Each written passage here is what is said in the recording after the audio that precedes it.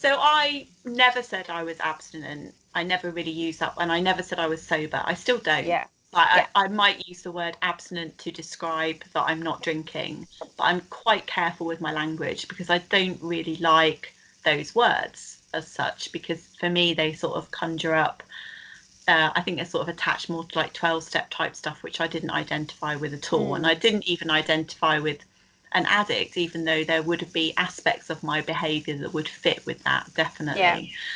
So I described it that I changed my relationship.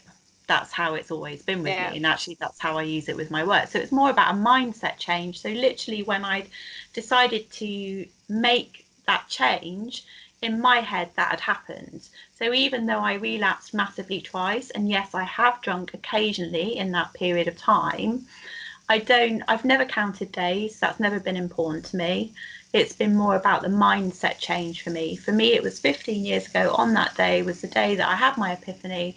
And since then, most of the time, I've been very sort of in the moment and forward focused, and my life has been completely different. So for me, it's been about the mindset change. People want to count days and they find it motivating, great. But don't give yourself a hard time, like you say, if you have a glass of champagne.